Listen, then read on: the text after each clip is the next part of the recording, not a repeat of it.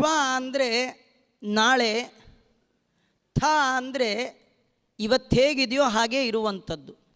ಆದರೆ ಈ ಜಗತ್ತಿಗೆ ಆ ರೀತಿ ಶ್ವ ಥ ಇಲ್ಲ, ಸದಾ ಬದಲಾವಣೆ. ಸದಾ ಬದಲಾವಣೆ ಜಗದ ನಿಯಮ. ಜಗತ್ತು ಯಾವಾಗಲೂ ಒಂದೇ ರೀತಿ ಇರಬೇಕು ಅಂತ ಎಕ್ಸ್ಪೆಕ್ಟ್ ಮಾಡೋದೇ ನಮ್ಮ ತಪ್ಪು. ಅದು ಒಂದು ರೀತಿ ಇರುವಂಥದ್ದಲ್ಲ. ಭಗವಂತ ಮಾತ್ರ ಬದಲಾಗದವ, ಒಂದೇ ರೀತಿ ಇರ್ತಾನೆ. ಜಗತ್ತು ಬದಲಾಗತ್ತೆ ಅಲ್ವಾ, ಜಗಶ ಬದಲಾಗಲ್ಲ. ಈ ಬದಲಾಗುವಂತಹ ಜಗತ್ತು ನಿಮ್ಗೆ ಲೌಕಿಕವಾಗಿ ಹೇಳಬೇಕಾದ್ರೆ ಟೆಂಪ್ರವರಿ ಅಡ್ರೆಸ್ ಇದ್ದ ಹಾಗೆ. ಟೆಂಪ್ರವರಿ ಅಡ್ರೆಸ್ ಕೊಡಬಾರ್ದು. ಶಾಶ್ವತವಾದ ಅಡ್ರೆಸ್ ಯಾವುದು? ಬದಲಾಗದ ಭಗವಂತ. ಅದಕ್ಕೆ ಅಲ್ಲಿದೆ ನಮ್ಮ ಮನೆ, ಇಲ್ಲಿ ಬಂದಿರೋದು ಸುಮ್ಮನೆ. ಸುಮ್ಮನೆ ಇರುವ ಮನೆಯ ಅಡ್ರೆಸ್ಸು ಜಗತ್ತು, ನಮ್ಮನೆಯ ಅಡ್ರೆಸ್ಸು ಜಗದೀಶ. ಬದಲಾಗುವ ಜಗತ್ತನ್ನು ನಂಬಬೇಡಿ, ಬದಲಾಗದ ಭಗವಂತನನ್ನು ನಂಬಿ. ನೀವು ದೇವರ ಅಡ್ರೆಸ್ ಕೊಡಿ, ನನ್ನ ಕಡೆಯವರು ಅಂತ ನಾವು ತಿಳ್ಕೊಳ್ಬೇಕು. ಬದಲಾಗದ ಭಗವಂತನನ್ನು ಹೊಂದುವುದಕ್ಕಾಗಿ ಆ ಭಗವಂತನ ಚಿಂತನೆಯನ್ನು ಮಾಡಬೇಕು. ತುಂಬ ದೂರದ ಪ್ರಯಾಣ ಮಾಡುವ ವ್ಯಕ್ತಿ ತಾನು ತನ್ನ ಪದಾರ್ಥಗಳನ್ನು ತನ್ನಷ್ಟೇ ದೂರದಲ್ಲಿ ಯಾರು ಇಳಿತಾನೋ ಅವನಿಗೆ ಒಪ್ಪಿಸ್ತಾನೆಯೇ ವಿನಃ ನೆಕ್ಸ್ಟ್ ಸ್ಟೇಷನಲ್ಲಿ ಇಳಿಯೋರಿಗೆ ಯಾರು ಕೊಡ್ತಾರಾ? ಹಾಗೆ ಜೀವನ ಅನ್ನುವ ಪ್ರಯಾಣದ ಒಳಗೆ ನಿಮ್ಮ ಧನ ಅಲ್ಲ, ನಿಮ್ಮ ಸಾಧನ, ನೀವು ಮಾಡಿದ ಸತ್ಕರ್ಮ ಭಗವಂತನಿಗೆ ಅರ್ಪಣೆ ಮಾಡಿದರೆ ಮಾತ್ರ ಅದು ಸಾರ್ಥಕ ಆಗತ್ತೆ. ಅದು ಜನ್ಮ ಜನ್ಮಾಂತರಕ್ಕೂ ಆ ಪುಣ್ಯ ನಿಮಗೆ ಸಿಗುತ್ತೆ.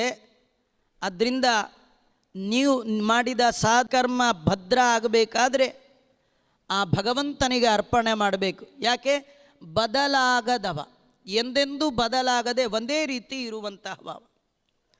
ಇಂತಹ ಜಗತ್ತನ್ನು ವಿಮರ್ಶೆ ಮಾಡಿ ತಿಳ್ಕೊಳ್ಬೇಕಂತ.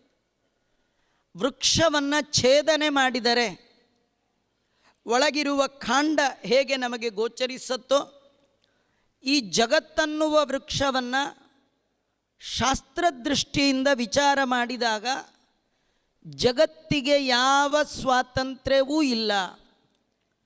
ಬಲ್ಬ್ಗೆ ತನಗೆ ತಾನೇ ಹೊಳೆಯುವ ಶಕ್ತಿ ಇಲ್ಲ.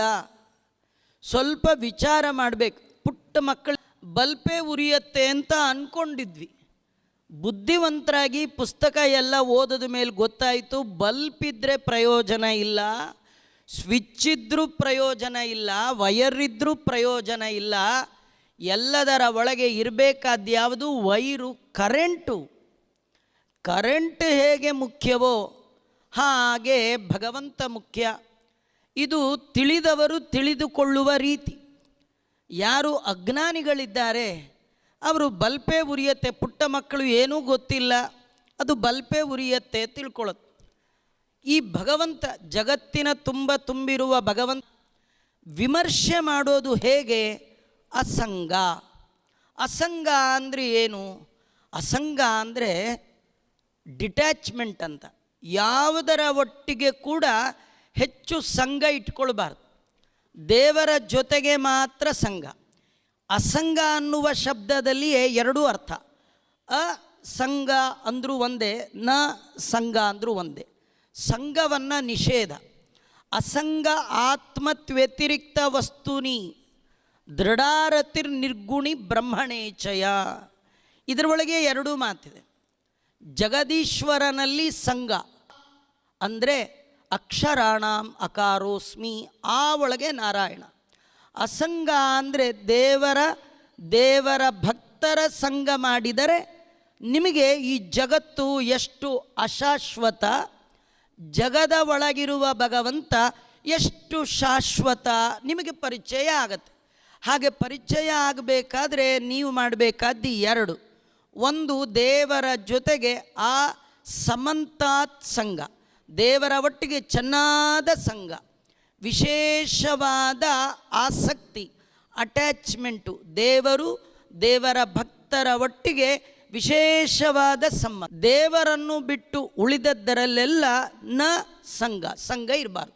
ಒಂದು ವಿರಕ್ತಿ. ವಿರಕ್ತಿ ಅಂದರೆ ರಕ್ತ ಅಂದರೆ ಅಟ್ಯಾಚ್ಮೆಂಟು, ವಿರಕ್ತ ಅಂದರೆ ಡಿಟ್ಯಾಚ್ಮೆಂಟು. ಇರಬೇಕು, ಇರದಿರಬೇಕು. ಜಗತ್ತನ್ನೇ ಬಿಟ್ಟು ಹೋಗಬೇಕು ಅಂತ ಅರ್ಥ ಅಲ್ಲ, ಜಗತ್ತಿನಲ್ಲೇ ಇರಬೇಕು, ಇರದ ಹಾಗೆ ಇರಬೇಕು. ಮನೇಲೇ ಇರಬೇಕ್ರಿ. ಮನೇಲಿ ಹೇಗಿರಬೇಕು?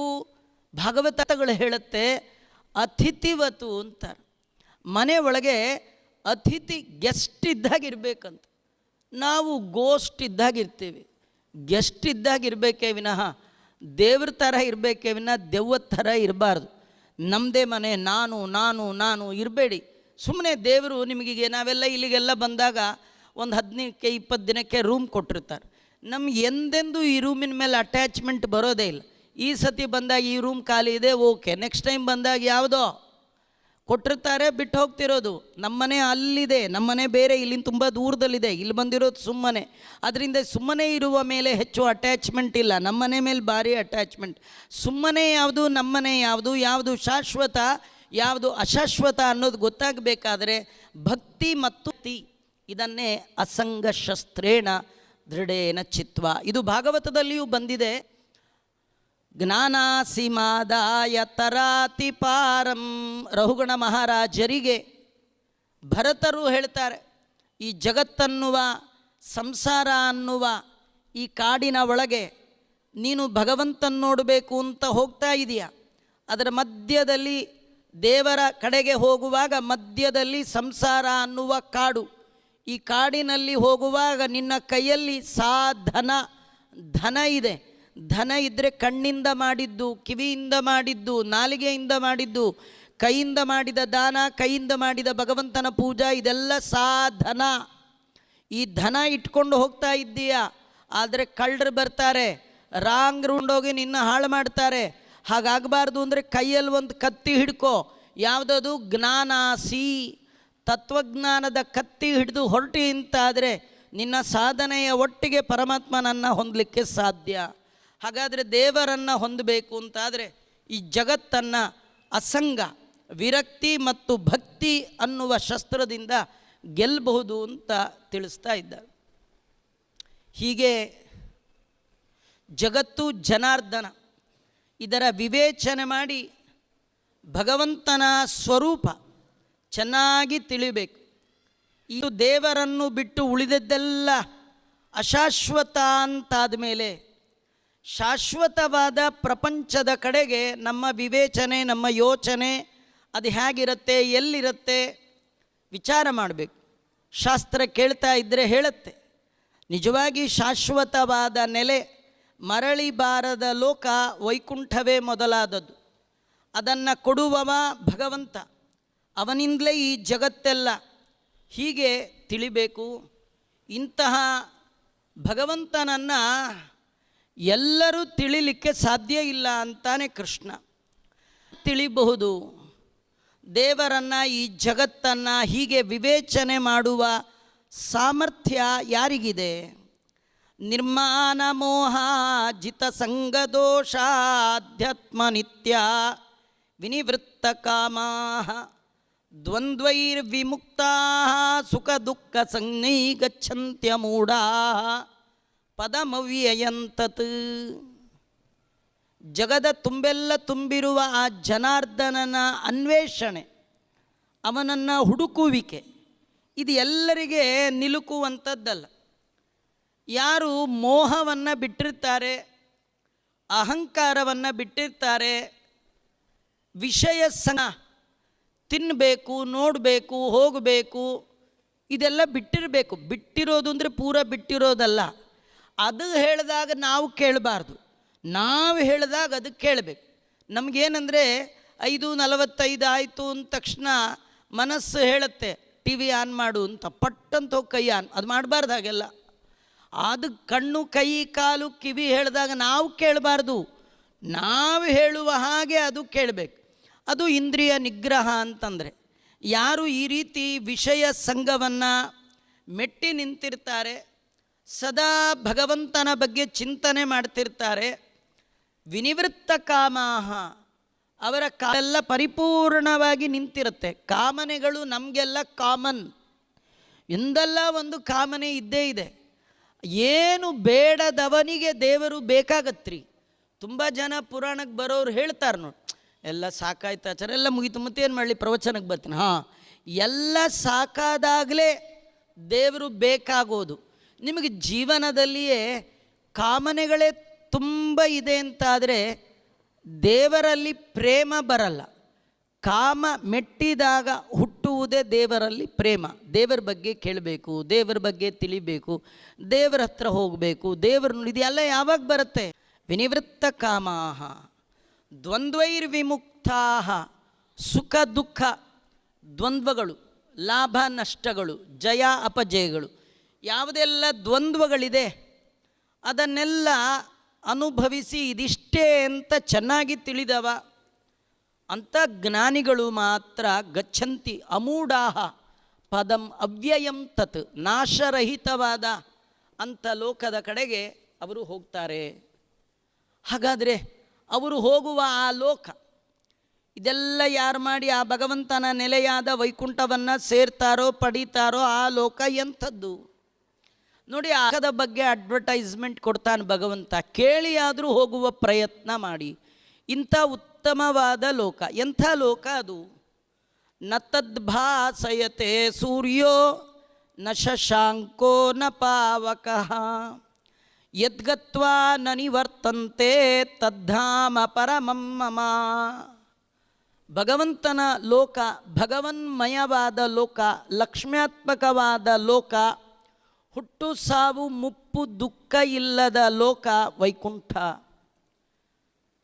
ಅಲ್ಲಿ ನ ತದ್ಭಾಸಯತೆ ಸೂರ್ಯೋ, ಸೂರ್ಯನ ಬೆಳಕಿಲ್ಲ, ಚಂದ್ರ ಅಲ್ಲಿ ಬೆಳಗೋಲ್ಲ. ನ ಶಶಾಂಕೋ ನ ಪಾವಕ, ಅಗ್ನಿ ಇಲ್ಲ ನೋಡಿ. ಅಗ್ನಿ ಇದ್ದರೆ, ಫೈರ್ ಇದ್ದರೆ ಅಡುಗೆ, ಅಡುಗೆ ಪ್ರಾಬ್ಲಮ್ಮೇ ಇಲ್ಲ. ಅಗ್ನಿ ಇಲ್ಲಂತೆ, ಸೂರ್ಯ ಇಲ್ಲ, ಚಂದ್ರ ಇಲ್ಲ. ಎಂಥದ್ದು ಅಂದರೆ ಅದಕ್ಕೆ ಈಕ್ವಲೆಂಟಾಗಿ ಇನ್ನೊಂದು ಸೇಮ್ ಲೋಕ ಇದೆಯಾ ಅಂದರೆ ಇಲ್ಲ. ಮತ್ತು ಎಂಥದ್ದು? ಯದ್ಗತ್ವಾ ನ ನಿವರ್ತಂತೆ, ಎಲ್ಲಿ ಹೋದರೆ ಮರಳಿ ಬರಲ್ವೋ ಅಂಥ ಲೋಕ ಅದು. ಅವನ ಪುರಕ್ಕೆ ಹೋದ ಜನರು ಒಮ್ಮೆಗನ್ನ ಹಿಂದಿರುಗಾರು. ದೇವರ ಮನೆಗೆ ಒಮ್ಮೆ ಹೋದ ಅಂದರೆ ಬರೋದೇ ಇಲ್ಲ. ಯಾಕೆ ಬರ್ತಾನ್ರಿ? ಅಷ್ಟು ಆನಂದಮಯವಾದ ಲೋಕ. ಅದನ್ನು ತದ್ಧಾಮ ಪರಮಮ್ಮಮ, ಅದು ನನ್ನ ಶ್ರೇಷ್ಠವಾದ ಅರಮನೆ ಅಂತ ಭಗವಂತ ಹೇಳಿದ್ದ. ಈ ಮಾತೆಲ್ಲ ಕೇಳುವಾಗ ನಮಗನ್ಸತ್ತೆ, ನ ತದ್ಭಾಸಯತೆ ಸೂರ್ಯೋ ನ ಶಶಾಂಕೋ ನ ಪಾವಕ. ಸೂರ್ಯ ಇಲ್ಲ, ಚಂದ್ರ ಇಲ್ಲ. ಕೆಲವರು ಮನೆ ಹೀಗೆ ಕಟ್ಟಿರ್ತಾರ್ರಿ, ಕೆಲವರು ಮನೇನ ಹೀಗೆ ಕಟ್ಟಿರ್ತಾರೆ, ದೊಡ್ಡ ಮನೆ ಕಟ್ಟಿರ್ತಾರೆ. ದೇವ್ರ ಮನೆ ತೋರಿಸಿ ಅಂದರೆ ಒಳಗೆ ಕರ್ಕೊಂಡೋಗಿ 3x3 ತೋರಿಸಿ ದೇವ್ರ ಮನೆ ಅಂತಾರೆ. ಅದು ಹೇಗಿರುತ್ತೆ? ನ ತದ್ಭಾಸಯತೆ ಸೂರ್ಯೋ, ಅಲ್ಲಿ ಸೂರ್ಯನ ಬೆಳಕು ಬರಲ್ಲ, ಚಂದ್ರನ ಬೆಳಕು ಬರಲ್ಲ, ಏನಿಲ್ಲ. ಅಂಥ ಸಣ್ಣದು ದೇವ್ರದ್ದು ಇಂಥದ್ದ ಅಂದರೆ ಆ ಅರ್ಥದಲ್ಲಿ ಹೇಳಿದ್ದಲ್ಲ. ಅಲ್ಲಿ ಸೂರ್ಯ ಇಲ್ಲ, ಚಂದ್ರನ ಬೆಳಕಿಲ್ಲ, ಅಗ್ನಿಯ ಬೆಳಕಿಲ್ಲ ಅಂತ ಅರ್ಥವೇ ವನಃ. ಅಲ್ಲಿ ಬೆಳಕೇ ಇಲ್ಲ ಅಂತ ಅರ್ಥ ಅಲ್ಲ. ಆ ವೈಕುಂಠ ಲೋಕವೇ ಸ್ವಾಭಾವಿಕವಾಗಿ ಬೆಳಗತ್ತೆ. ಅಪ್ರಾಕೃತವಾದ ಲೋಕ, ಪ್ರಾಕೃತವಾದ ಯಾವ ಪದಾರ್ಥವೂ ಕೂಡ ಅಲ್ಲಿಲ್ಲ. ಅವ್ಯಯವಾದ ಲೋಕ, ನಾಶರಹಿತವಾದ ಲೋಕ ಅದು. ಅಲ್ಲಿ ನಾಶವಾಗುವ ಯಾವ ಪದಾರ್ಥವೂ ಇಲ್ಲ. ಅಲ್ಲಿ ಸೂರ್ಯಂದು ಅವಶ್ಯಕತೆ ಇಲ್ಲ. ಯಾಕಂದರೆ ಆ ಲೋಕವೇ ಸಾವಿರ ಸಾವಿರ ಸೂರ್ಯರ ಬೆಳಕನ್ನು ಧಿಕ್ಕರಿಸುವ ಬೆಳಕು ಆ ಲೋಕದ ಒಳಗಿದೆ. ಈ ಸೂರ್ಯನ ಬೆಳಕಲ್ಲಿ ಏನು ಕೆಲಸ ಮಾಡ್ತಾ ತಿಳಿಸ್ತಾ ಇದ್ದಾರೆ.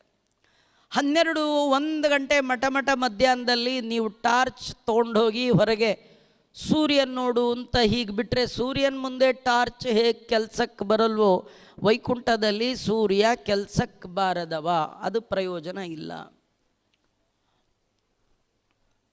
ಇಂಥದ್ದು ಅದ್ಭುತವಾದದ್ದು